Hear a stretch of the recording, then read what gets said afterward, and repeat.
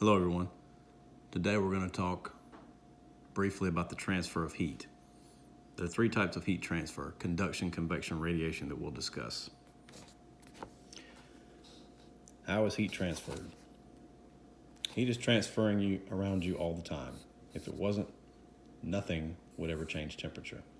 Heat doesn't transfer randomly. It travels only in one direction and by three different methods. Heat is transferred from warmer areas to cooler areas by conduction, convection, and radiation. We'll start with conduction.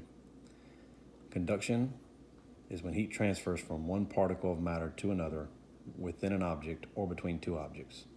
The fast-moving particles in the floor of the oven collide with slow-moving particles in the uncooked pizza.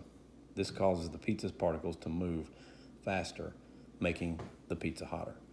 The pizza they're referring to is this picture here of a brick oven fireplace. You see this in a lot of restaurants that are known for cooking brick oven style pizza. And there's a place called Bovines in Myrtle Beach, South Carolina that does this. Convection. Convection is a type of heat transfer that occurs only in fluids such as water and air. When air is heated, its particles speed up and move farther apart. This makes the heated air less dense. The heated air rises to float on top of the denser, cooler air. Cooler air flows into its place, heats up, and rises. Previously heated air cools down, sinks, and the cycle repeats. This flow creates a circular motion known as a convection current.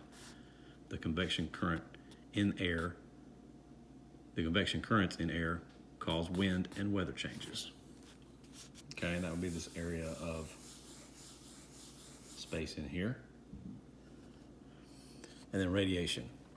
Radiation is the transfer of energy by electromagnetic waves. Radiation is the only form of heat transfer that does not require matter. You can feel the radiation from a fire without touching the flames. The sun's energy travels to the earth through 150 million kilometers of empty space. So when you're near a fire and you can feel the heat, that's the radiation coming off the fire.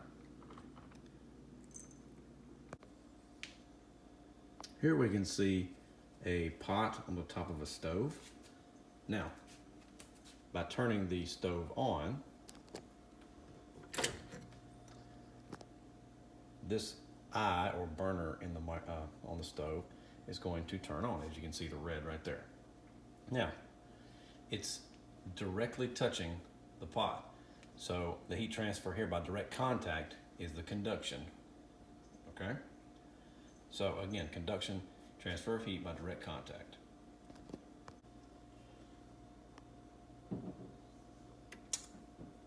This is an example of convection. If you notice, we have water in our pot.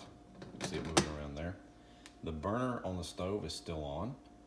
What it will continue to do is the heat will cause the water molecules to start moving faster and faster, which will create a higher temperature in the water. And of course, we will see the boiling water occur.